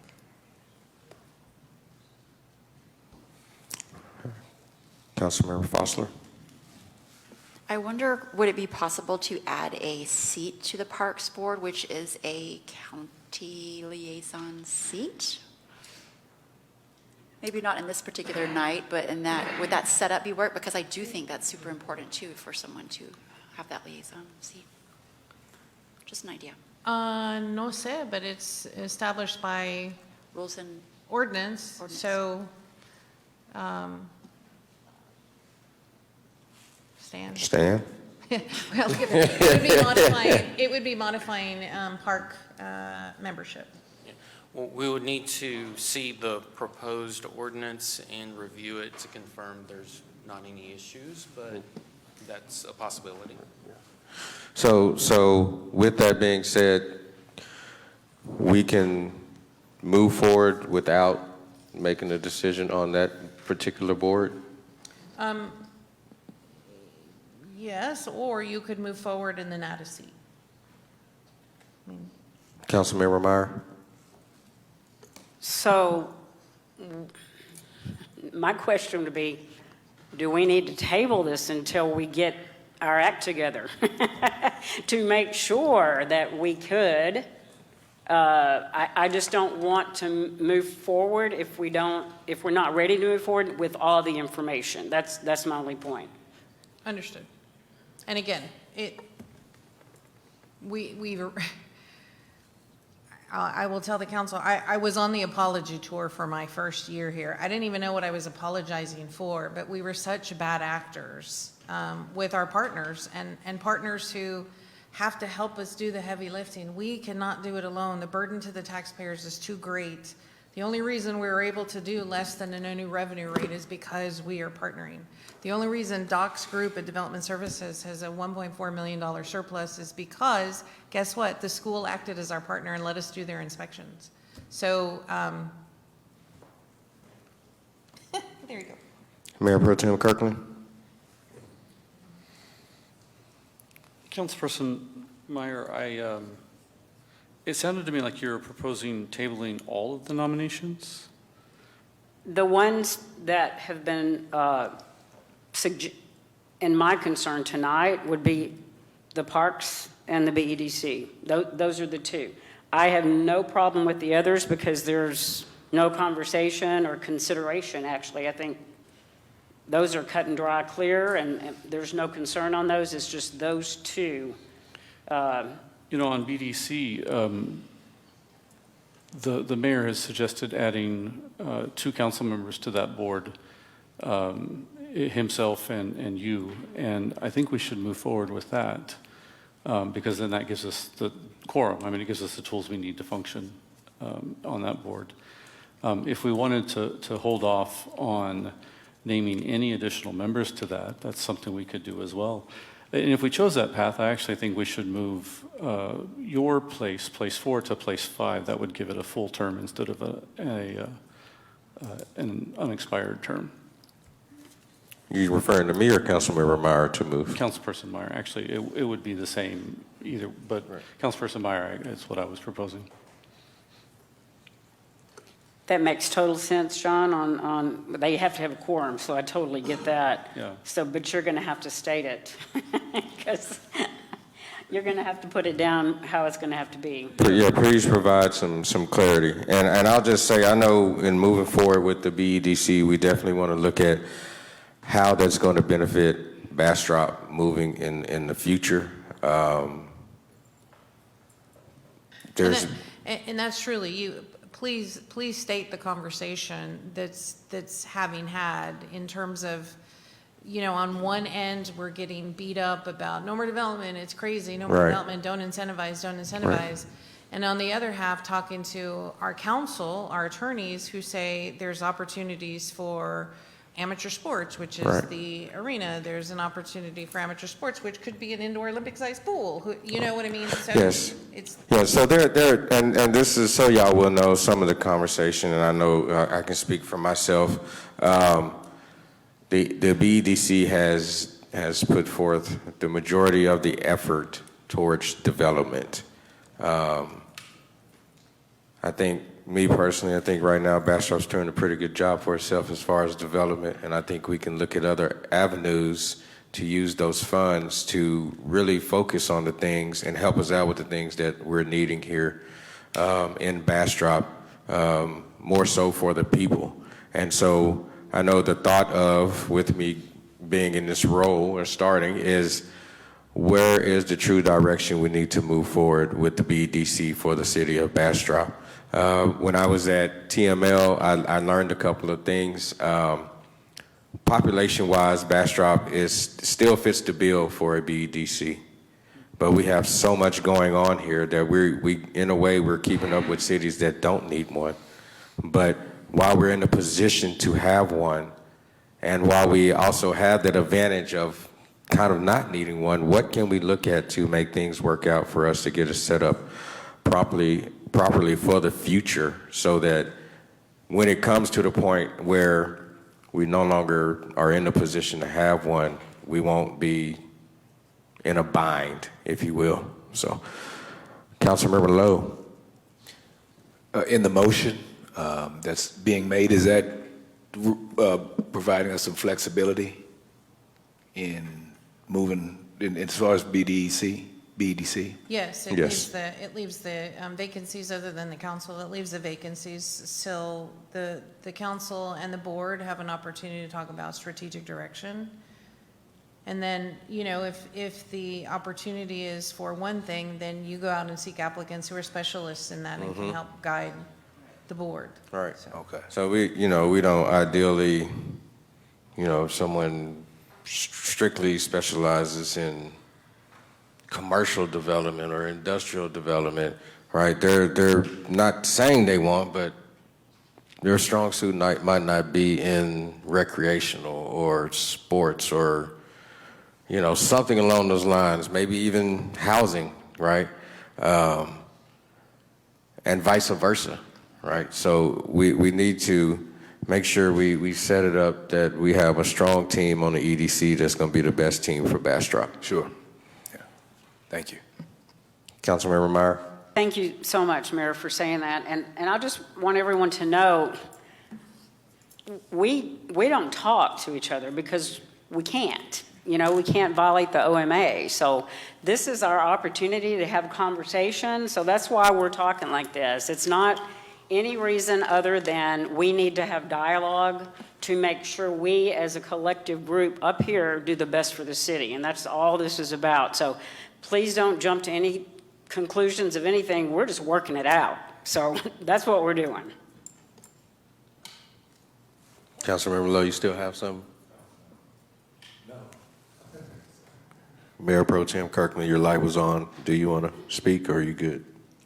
Okay. All right. Okay, so I'm going to make a motion on this item. So this is in reference, motion to approve resolution number R 2025-170, naming appointments to boards and commissions from the mayor, with the exception of the BEDC and the Parks Board. For the BEDC, we will name Mayor Ishmael Harris to place 1, Mayor Pro Tem John Kirkland as a reappointment to place 3, and Councilperson Cynthia Meyer to place 5, and then the remainder of the seats, and Chris McCool as a reappointment on place 7. And then we will name the remainder of the seats, which is 2 open seats at a later date, and then we will name seats at a later date for the Parks Board. All right, we have a motion from Mayor Pro Tem Kirkland. Do we have a second? Second. All right. Is there anything about the Parks Board? I'm sorry, I didn't catch that. No? You got it. Okay, you did. Okay, sorry. All right. All right, we have a motion and a second. All in favor? Aye. All opposed? Did you call for discussion? That's what we were doing. Is After the second? Oh, sorry. Would you like to discuss? Sorry. Okay. I was wrong. I'm so sorry. I don't get to now. It's okay. I'll vote. You have something? Yes, I would like to propose in the next meeting to have on the agenda for us to consider adding a Parks Board spot for the county park, a liaison spot. So can we do that at the October 21st meeting? October 14th is supposed to be Austin Water. And your dates. Yeah, that's fine. The next regular meeting is October 21st. The next regular meeting. Yes. So October 24th. Yes. I didn't know if it needed to be part of this motion. Oh. Okay, thank you. Then I'll vote aye as well. All right. It passes unanimous. And Councilmember Foster, you're going to need to make a motion on what you would like, please. Can I do that if it's not regarding this one? Yes. I'd like to make a motion to add a Parks Board seat as a liaison to the county park system at the October 24th meeting. 21st meeting. To bring an ordinance that would create a liaison spot. Thank you, Councilmember. Second. We have a motion and a second. All in favor? Oh, Councilmember Meyer. Jumped on that light, didn't I? Yeah. Hey, look, you hit the light. I'm going to know you want to have something to say. That's how we do it. We jump on the light. Hit the light. So, yes, just mainly a question. As a liaison, is that voting member stand usually, or is it a? That'll be up to us. Okay, so Yeah. we determine. Yeah, we'll determine that. We determine everything. Cool. All right. All power of the city. Okay, we have the Thank motion. y'all for working with me on that one. I really, truly appreciate that. Yes, ma'am. We have the motion and we have the second. All in favor? Aye. All opposed? All right, passes unanimous. Thank you. All right. We are now about to break into executive session. Agenda items 10A, City Council should convene into a closed executive session pursuant to Texas Local Government Code Section 551.071 to seek advice of legal counsel to discuss and deliberate regarding Corvette invasion. And agenda item 10B, City Council shall convene into a closed executive session pursuant to Texas Local Government Code Section 551.072 to deliberate the purchase, exchange, lease, or value of real property located on Lovers Lane. It is now 8:23, and we're breaking into an executive session. Thank you.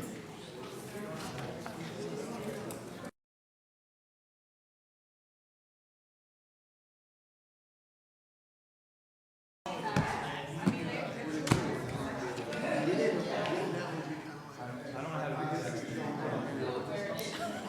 have no appetite. Sean? Sean?